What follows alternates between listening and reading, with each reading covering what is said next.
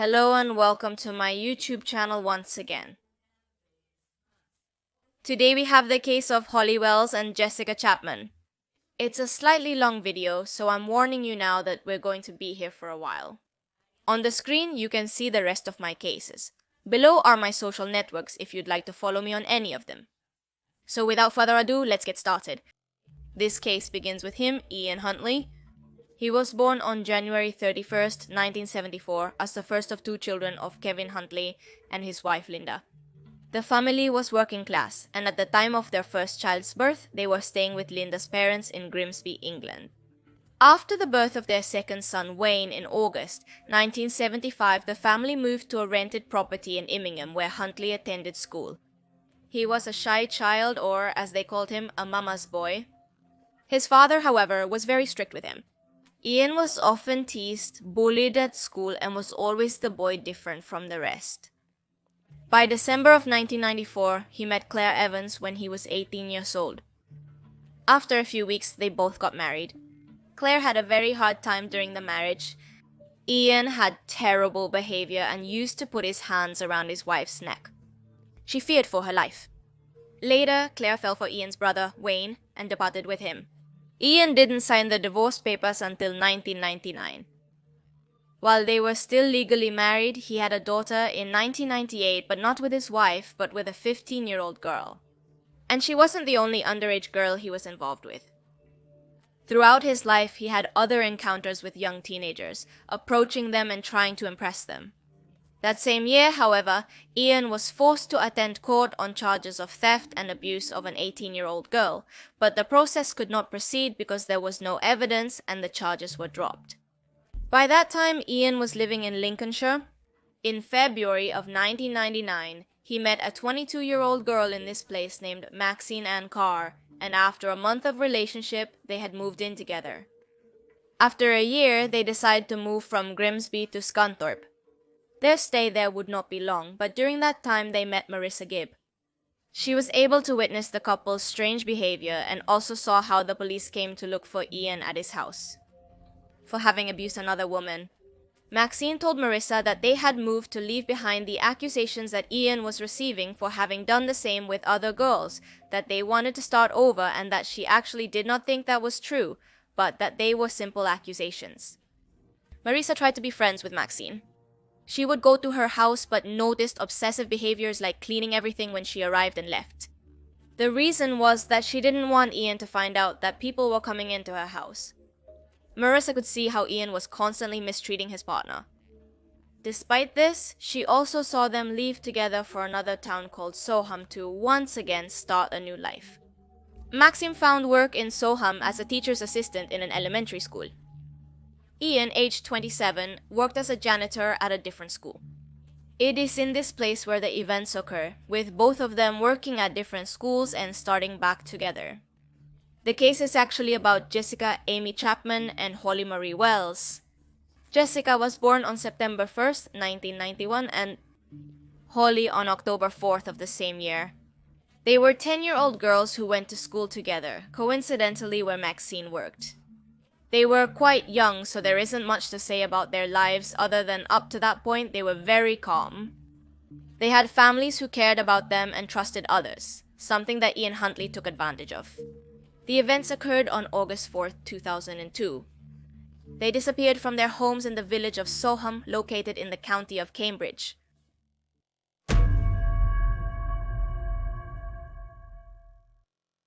At 11:45 a.m. that Sunday, Jessica Chapman left her house on Brook Street, Soham, to attend a barbecue, what would be a roast here, at her best friend Holly Wells' house. It was close by. Before leaving her house, Jessica informed her parents that she also wanted to give her friend a necklace engraved with the letter H that she had bought on a recent family vacation in Menorca. The two girls and a friend named Natalie Parr played on the computer and listened to music for about half an hour before Parr returned to her home.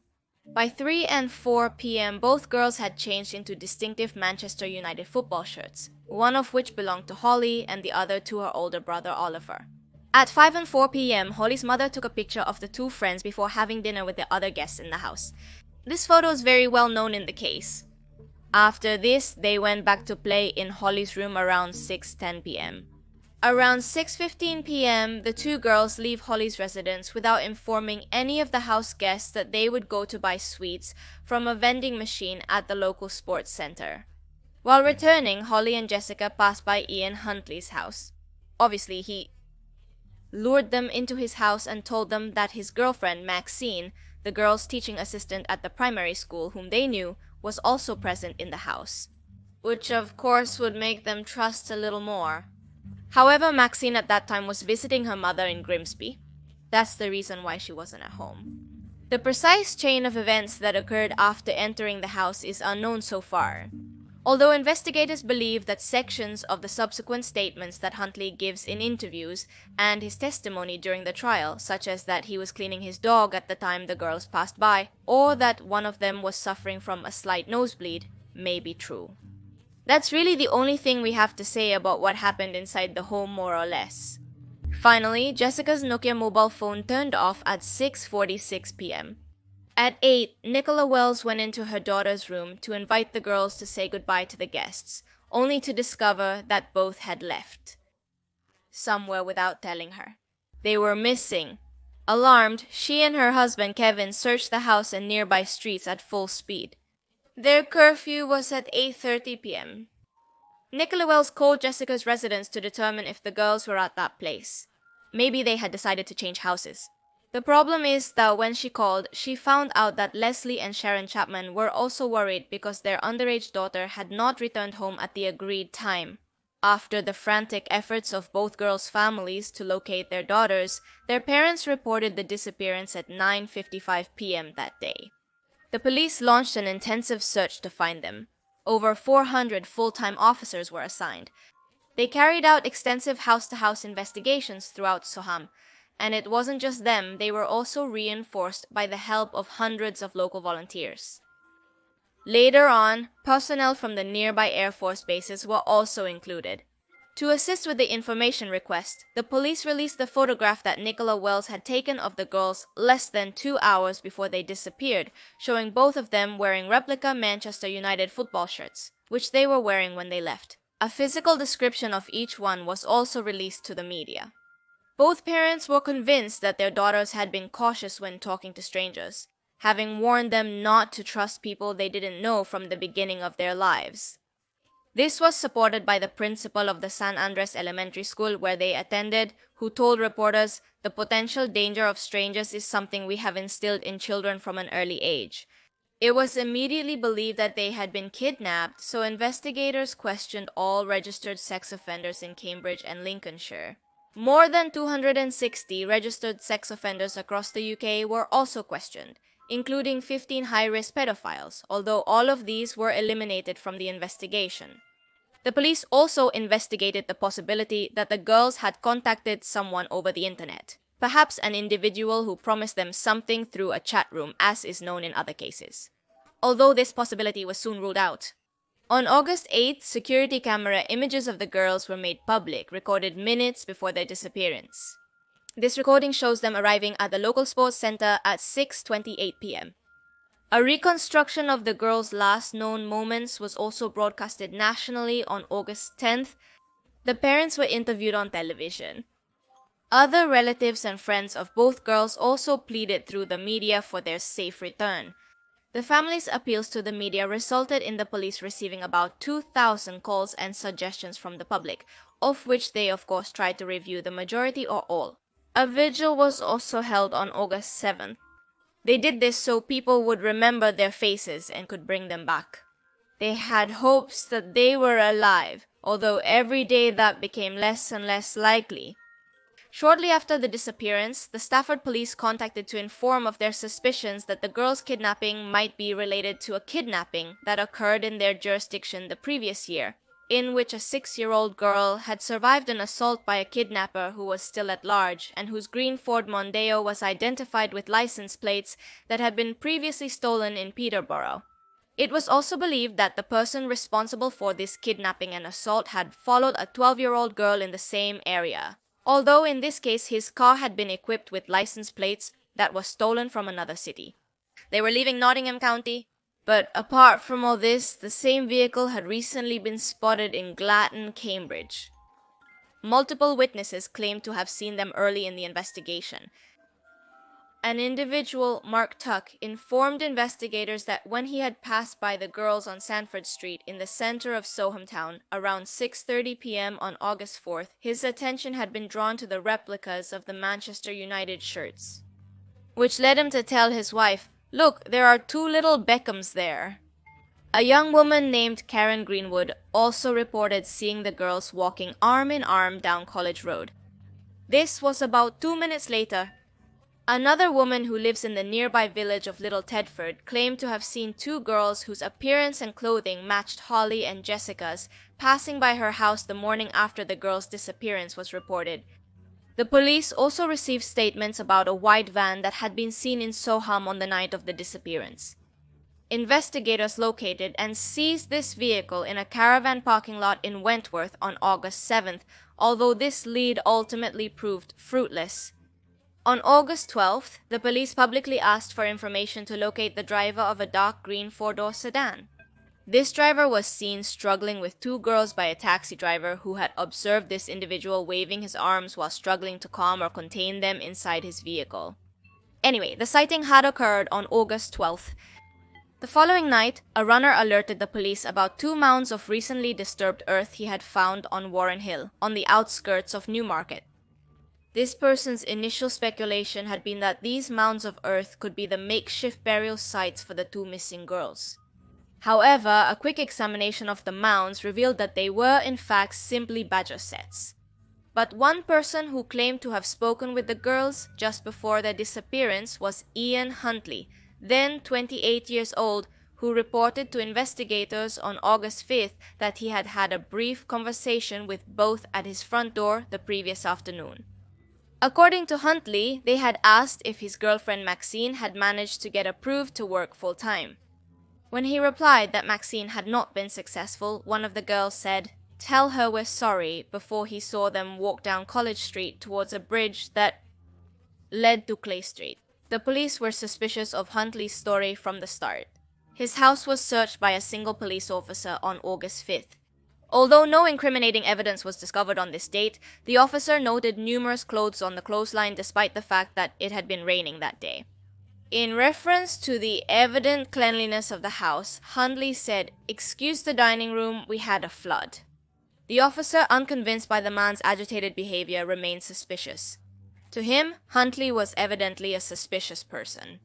A day later, on August 6, Huntley drove from Soham to Grimsby to pick up Maxine. Shortly after the two returned to College Close, a neighbor of Maxine's mother named Marion Clift observed the couple standing at the back of the vehicle with the trunk open. According to Clift, Huntley was pale and trembling, looking into the trunk while Maxine was by his side, head bowed crying. When Huntley became aware of Clift's presence, he abruptly closed the trunk. Up to that point then, Ian Huntley had been the last to have spoken with the girls, which made him a major focus of attention. In the weeks following the disappearance, Huntley gave several television interviews discussing the overall impact on the local community and his apparent dismay at being the last individual to see the girls alive. In an interview during the second week of the search, he claimed to be clinging to a ray of hope that they would be found alive, stating that he had last seen the girls walking towards a local library. Having actively participated in the searches, Huntley tried to befriend the police and stop looking suspicious. He regularly asked questions about how the investigation was progressing and how long deoxyribonucleic acid evidence could survive before deteriorating. Although in reality, these questions made him seem even stranger. One of the officers noticed 3 vertical scratches on Huntley's left jaw, each about 3 centimeters long, which he claimed were due to his dog. Maxine was also interviewed by the press during the second week of the search. In this live interview, she corroborated Huntley's claims of having spoken with the girls at his doorstep while she was bathing before both girls walked away from his door. Let's remember that she wasn't there, so she wasn't bathing. And she added, "I wish we had asked them where they were going. If only we knew then what we know now, then we could have stopped them or done something about it." At one point in this interview, she began to describe the girls, their conversations, how they were with her, and among these statements she referred to Holly in the past tense, saying she was simply lovely, really lovely. By the second week of the girls' disappearance, Huntley had begun to lose weight and was vividly showing symptoms of insomnia. He began to ask an officer strange things, saying, "Do you think I did it?" I was the last person to see them before I started crying. His disturbing behavior resulted in an antidepressant prescription on August 13th. At approximately 12:30 p.m. on August 17th, a 48-year-old ranger named Keith Pryor discovered the bodies of both girls lying next to each other in a 2-meter deep ditch near a pheasant pen about 16 kilometers east of Soham. Pryor had noticed what he described as an unusual and unpleasant smell in the area several days before. On August 17th, he returned with 2 friends to investigate the source of the odor. Walking along a bush-covered edge, Pryor and one of his companions, Adrian Lawrence, discovered the bodies of the girls. Upon seeing this, Lawrence immediately informed the police of the discovery. Both girls had been missing for 13 days by then, and both bodies were in an advanced state of decomposition. In an apparent effort to destroy evidence, the killer or killers had tried to burn both bodies. In addition, no fingerprints were discovered at the crime scene, or at least no obvious ones. Despite efforts to destroy evidence and hinder the investigation, detectives quickly deduced who the likely victims were and that both had not died at the place of their discovery. Numerous hairs belonging to Jessica were discovered on a tree branch near the location where the bodies were found. The next day, a Cambridge deputy police chief named Keith Hodder issued a press release to the media confirming the discovery and added that both families had been informed of the developments, and although formal identification would take several days, investigators were very confident that it was them. Finally, on August 21st, the bodies of both girls were conclusively identified through deoxyribonucleic acid testing. 9 days later, a public memorial service was held at Ely Cathedral to remember and celebrate the lives of both girls. This service was attended by approximately 2,000 people, among them the girls' classmates, teachers, and the 6 officers who had provided round-the-clock service to both families. Reverend Tim Alvin Jones officiated this service, informing all those present. On August 16th, 12 days after the disappearance, Huntley and Maxine were first questioned by the police. Both were questioned for approximately 7 hours, and each provided formal witness statements to investigators before being placed in a safe house in the village of Houston. By this date, the police had received information from several Grimsby residents who recognized Huntley from the interviews he gave on television. These people remembered that he had been accused of rape several years earlier. Other people remembered that, contrary to this man's claims, Maxine had been socializing in downtown Grimsby the night the girls had disappeared and therefore was not at her home in Soham, as she herself had indicated in her media interview. That same day on which they were officially giving statements about the case, the police discovered charred remains of the girls' clothing on the grounds of Soham Village College, where Ian Huntley worked. That same night, the police carried out an exhaustive search both at college clothes and on the grounds of Soham Village College. Apart from this, although every room in Huntley's house had obviously been cleaned, these searches located numerous items declared of great importance to the ongoing investigation. Although the evidence from the artifacts was not made public at that time, the items recovered from the school grounds included clothing the girls had been wearing the last time they were seen, including their charred and cut Manchester United shirts, which were recovered from a bin inside a hangar at Huntley's workplace. The fibers recovered from these garments proved to be an exact match with samples recovered from Huntley's body and clothing. In addition, fingerprints were also taken from the bin. On August 16th, Huntley's car underwent a thorough forensic examination. The forensic examination of this car revealed that it had also been recently thoroughly cleaned. Even so, traces of a mixture of brick dust, chalk, and concrete were found around the wheel and on and around the pedals, exactly the same type that is used to pave the road, which leads to the place where the girls' bodies were discovered, indicating that they had clearly gone to this place with the car. In addition, a rear seat cover was missing and the trunk lining had recently been removed and replaced with a section of domestic carpet that did not fit at all well. After finding the clothes at Soham Village College, the police arrested Huntley and Maxine. Both were then arrested on suspicion of kidnapping and murder at 4:30 a.m. on August 17th. Although investigators had publicly stated on August 7th that they firmly believed they had been kidnapped, they announced back their strong suspicions that both girls had been murdered on that date they disappeared. During the initial interrogation, Huntley refused to answer questions and appeared evasive, confused, and emotionally distant, occasionally drooling during police attempts to interrogate him in an effort to feign symptoms of mental illness. This tactic left the police with no other option but to initially refer Huntley to a psychiatric hospital for a comprehensive psychological evaluation. In contrast, Maxine quickly confessed to detectives that she had lied about her whereabouts and her partner's actions on August 4th as shortly before returning to Soham from Grimsby. 3 days later, Huntley had told her in a phone call that he had seen the two girls shortly before their disappearance, telling her they had entered the house. According to Maxine, Huntley informed her that the girls had entered his house so that Holly could stop her nosebleed, which we discussed at the beginning. He then told her that Jessica had sat on his bed while he helped Holly control her nosebleed before both girls left his house. Huntley referred to her about a rape he had committed in 1998, but he had told her that it was actually a false accusation, to express his concern that he would be falsely accused again. He told her that he was having nervous breakdowns from the arrest, that he didn't want to be accused again. Therefore, Maxine later agreed to make up a false story with her partner to support his version of the events. I also think that by this point, Maxine already expected this man to be lying in some way. Anyway, to some extent, she believed him. After being informed of the discovery of the bodies and the extensive evidence attesting to Huntley's guilt, including the fingerprints recovered from the container where the clothes had been found, Maxine continued to believe in him for a while, although clearly in a state of shock.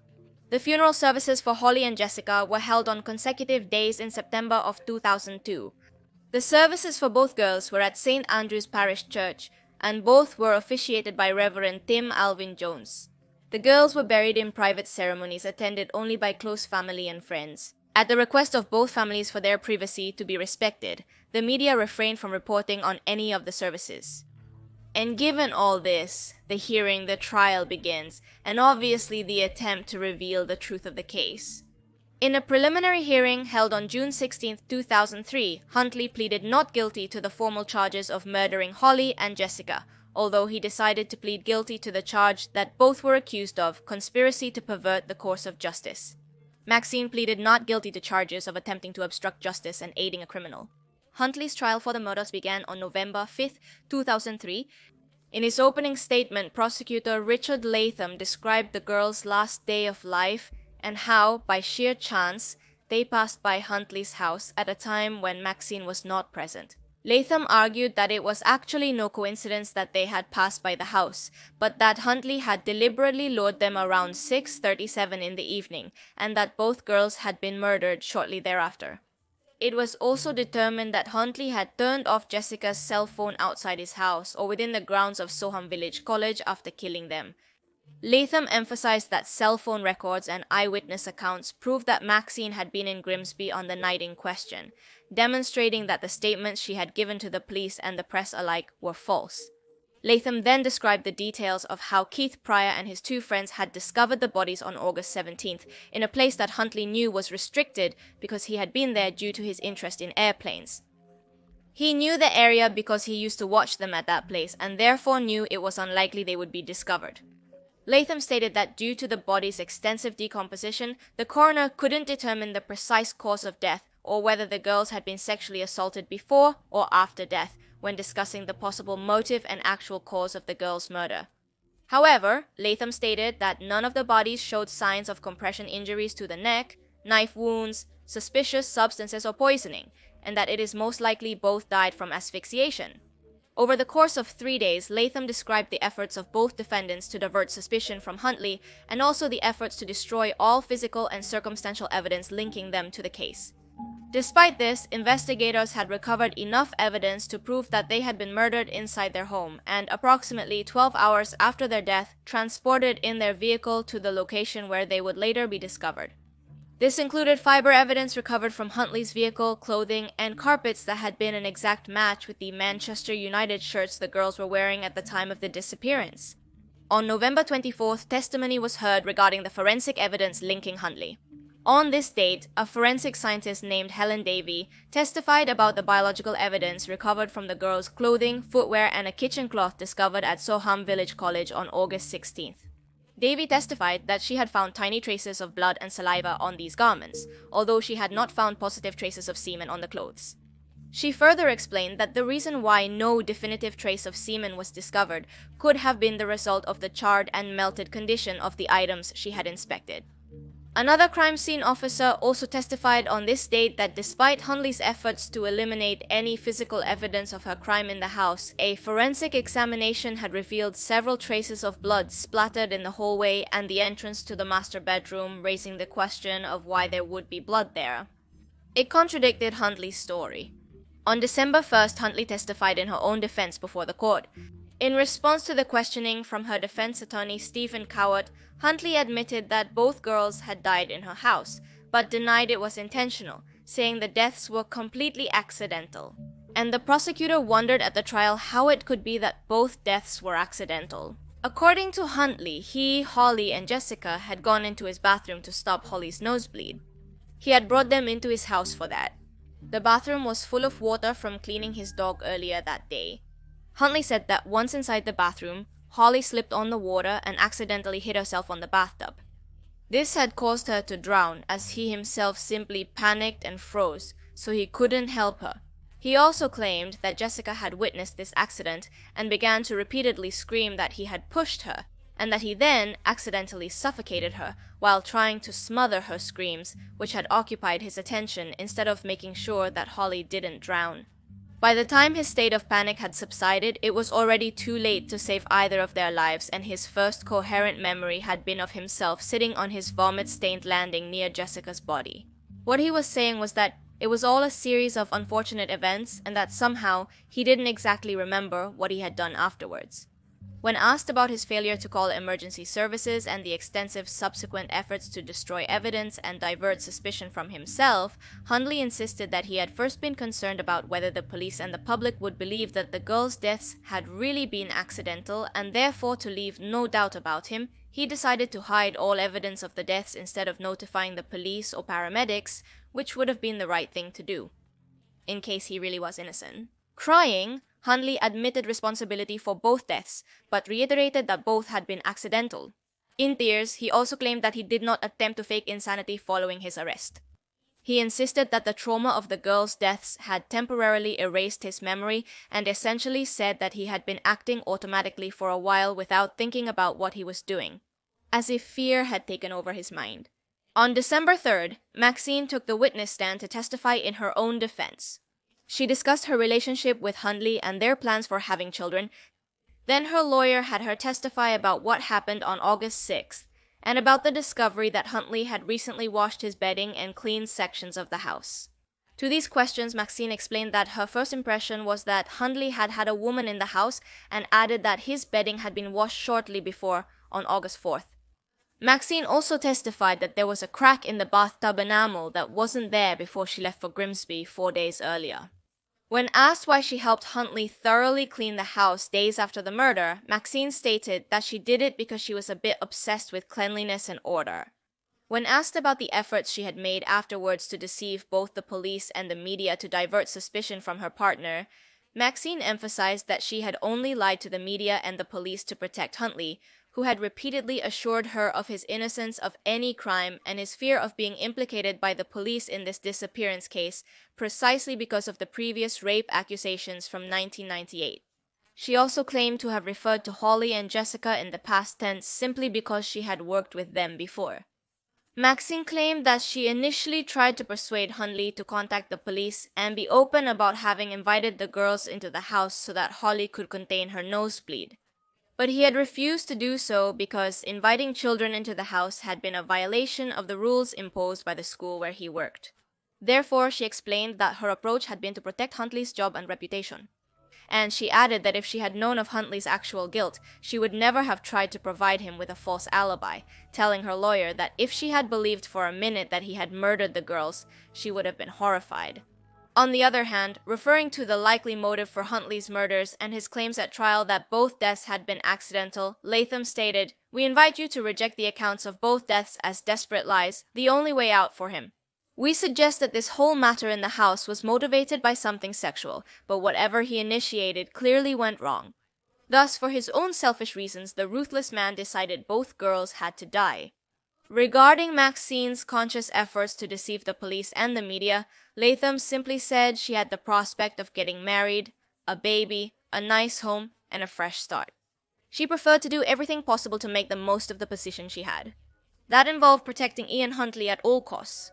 After the prosecution concluded its closing argument, Carr presented the defense's argument. She admitted that her client was indeed guilty of physical responsibility for the actual death of the girls, as Huntley had admitted, and therefore deserved punishment.